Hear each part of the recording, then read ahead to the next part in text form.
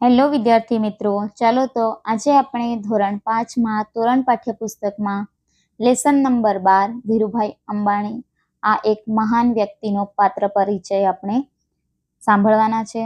અહીં આપણને 3 ચિત્ર દેખાય છે, દાદા, સુજલ અને રાહી. દાદા જે છે એને સવાલ પૂછે છે સુજલ કે આજકાલ બજારમાં જ્યાં જુઓ ત્યાં ટીવીમાં જીઓ જીઓ જ સંભળાય છે. આ જીઓ એ શું છે? ત્યારે દાદા કહે કે આ જીઓ એ મોબાઈલની કંપની છે. ત્યારે સુજલ પાછો કહે, દાદા એની શરૂઆત કોણે કરી? દાદા કહે, તેની શરૂઆત ધીરુભાઈ અંબાણીના પુત્ર મુકેશ અંબાણીએ કરી હતી. ચાલો આજે આપણે ધીરુભાઈ અંબાણી વિશે માહિતી મેળવીએ.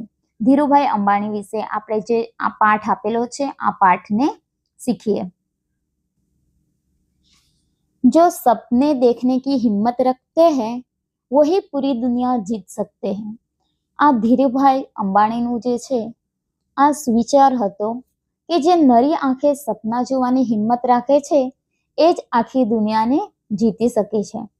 કે જ્યારે આપણે સૂઈને તો બધા જ સપના જોતા હોય છે, પરંતુ જ્યારે આપણે જાગતા હોય, આપણી આંખ ખુલ્લી હોય ત્યારે આપણે એક સપનું જોઈએ કે મારે આ સક્સેસ બનવું છે, મારે આ કરવું છે લાઈફમાં, અને એને જ આપણે હાસિલ કરી શકીએ છીએ.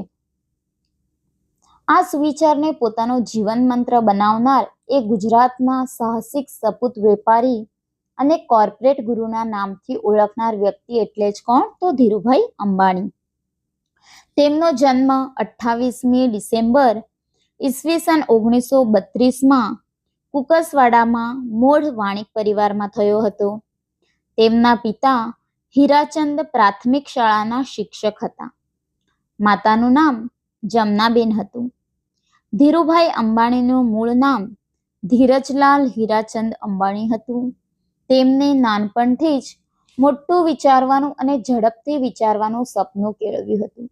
જ્યારે ધીરુભાઈ અંબાણી નાના હતા ત્યારે જ એમણે એક એવો નિશ્ચય કર્યો હતો કે કંઈ પણ વિચારવું તો મોટું વિચારવું અને ફટાફટ વિચારવામાં ટાઈમ લગાડવો નહીં, અને કોઈ પણ સોચ જે છે એ હંમેશા મોટી રાખવી. તેમણે પ્રાથમિક શિક્ષણ પોતાના ચોરવાડ ગામમાં લઈને મેટ્રિક સુધીનો અભ્યાસ જૂનાગઢમાં કર્યો હતો. ઘરની આર્થિક સ્થિતિ સારી ન હોવાને કારણે અભ્યાસ પડતો મૂકીને 16 વર્ષની ઉંમરે તેઓ યેમનમાં આવેલા એડનમાં નોકરી કરવા ગયા હતા.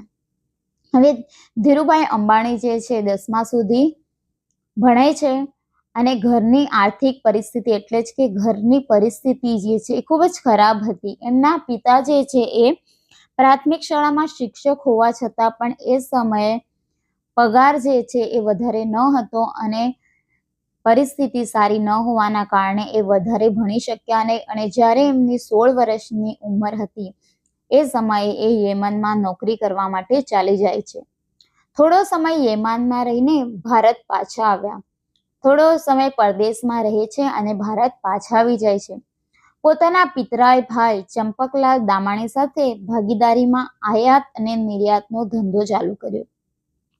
પોતાના મામાના છોકરા સાથે આ ચંપકલાલ દામાણી સાથે ભાગીદારીમાં આયાત અને નિર્યાત એટલે જ કે ઇમ્પોર્ટ અને એક્સપોર્ટનો ધંધો ચાલુ કરે છે. પરંતુ સમય જતા બંને ભાગીદારો વચ્ચે અમુક મતભેદ થતા તેઓ છૂટા પડ્યા. થોડો સમય થાય છે આ ધંધાને અને એ ધંધામાં મતભેદ થાય છે. આ બંને ભાગીદારો વચ્ચે થોડું બોલવાનું થાય છે અને બંને ભાગીદારો જે છે એ છૂટા પડે છે. તેમણે ઈસવીસન 1966માં રિલાયન્સ ઇન્ડસ્ટ્રીઝ કંપનીની સ્થાપના કરી. મુંબઈમાં મસ્જિદ બંદર વિસ્તારમાં નરસિંહનાથા સ્ટ્રીટમાં એક નાનકડી ઓરડીમાંથી શરૂ થયેલી રિલાયન્સ ઇન્ડસ્ટ્રીઝ તેમની આગવી સૂઝ, ખંત, અથાક પરિશ્રમ અને કુનેહને કારણે આજે વિશ્વની ટોચની કંપનીઓમાંની એક ગણાય છે. રિલાયન્સ જે કંપની છે જ્યારે એની શરૂઆત કરવામાં આવી ત્યારે મુંબઈમાં મસ્જિદ બંદર વિસ્તારમાં નરસિંહનાથા સ્ટ્રીટમાં એક નાનકડી ઓરડીમાં આ કંપનીની શરૂઆત કરવામાં આવી અને જ્યારે શરૂઆતમાં ખૂબ જ પરિશ્રમ કરીને ધીરુભાઈ અંબાણીએ 1966માં રિલાયન્સ કંપનીની સ્થાપના જે છે કરી હતી અને આજે રિલાયન્સ કંપની જે છે વિશ્વમાં ટોચની કંપનીમાંથી એક છે.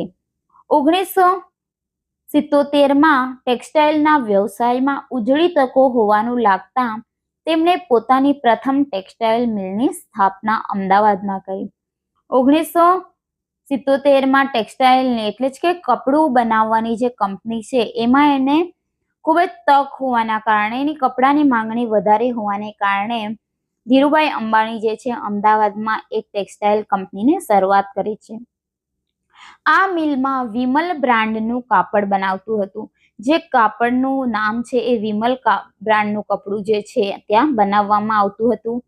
ટૂંક જ સમયમાં તેમનો ધંધો કરવાની આવડત અને માર્કેટિંગના કારણે ભારતમાં ઘરમાં ઓનલી વિમલ નામ જાણીતી બની ગયું.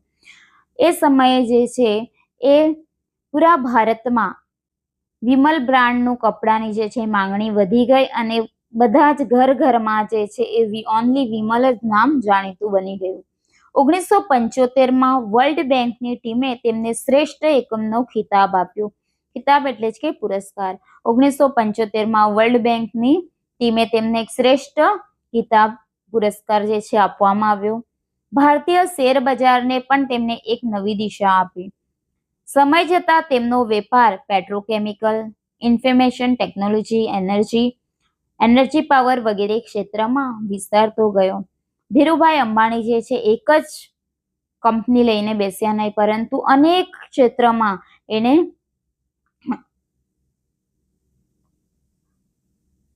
વિસ્તારતો ગયો. ઉદ્યોગ જગતમાં નિત નવા સાહસ ખેડનાર ધીરુભાઈએ એશિયા ખંડના ટોચના 50 ઉદ્યોગપતિમાં સ્થાન મેળવ્યું હતું. એશિયા ખંડમાં 50 જે ઉદ્યોગપતિ છે એમાં ધીરુભાઈ અંબાણીનું પણ નામ આજે આવે છે. સફળ ઉદ્યોગપતિ હોવાની સાથે તેઓ ઉમદા સ્વભાવના વ્યક્તિ હતા. પોતાના જીવનકાળ દરમિયાન તેમણે અનેક સમાજ ઉપયોગી કાર્ય કર્યા હતા. તેઓ ખૂબ જ શાંત સ્વભાવના હતા અને અનેક લોકોને જે છે એ મદદ કરતા હતા. અનેક સમાજના કાર્યો જે છે એમને કર્યા છે. 6 જુલાઈ 2002ના રોજ ધીરુભાઈ અંબાણીનું અવસાન થયું. એટલે જ કે 6 જુલાઈ 2002માં ધીરુભાઈ અંબાણીનું અવસાન એટલે જ કે મૃત્યુ થાય છે અને તેમના મૃત્યુ બાદ રિલાયન્સ ઇન્ડસ્ટ્રીનો કાર્યભાર તેમના બંને પુત્ર મુકેશ અને અનિલ અંબાણી જે છે એ સફળતાપૂર્વક આજે આગળ વધારી રહ્યા છે. ભારતીય ઉદ્યોગ જગતમાં તેમના નોંધપાત્ર યોગદાનને ધ્યાનમાં લઈ ભારત સરકારે 2016માં તેમને મરણોત્તર પદ્મ વિભૂષણ પુરસ્કાર એનાયત કર્યો હતો. એ ભારતીય ઉદ્યોગ જગતમાં એમનું નામ ખૂબ જ મોટું યોગદાન હતું, એટલા માટે ભારત સરકારે 2016માં તેમને મરણોત્તર પદ્મ વિભૂષણ પુરસ્કાર જે છે આપ્યો હતો. જૂન 1998માં university of પેનિન્સિલ્વેનિયાની the Wharton school તરફથી તેમને ડીન્સ મેડલનો ખિતાબ આપવામાં આવ્યો હતો. 1998માં પણ તેમને એક ડીન્સ મેડલ જે છે એ આપવામાં આવ્યો હતો. તેઓ પ્રથમ ભારતીય હતા જેને આ ખિતાબ મળ્યો. ભારતમાં પહેલા એવા ધીરુભાઈ અંબાણી જેમને આ પુરસ્કાર આપવામાં આવ્યો હતો.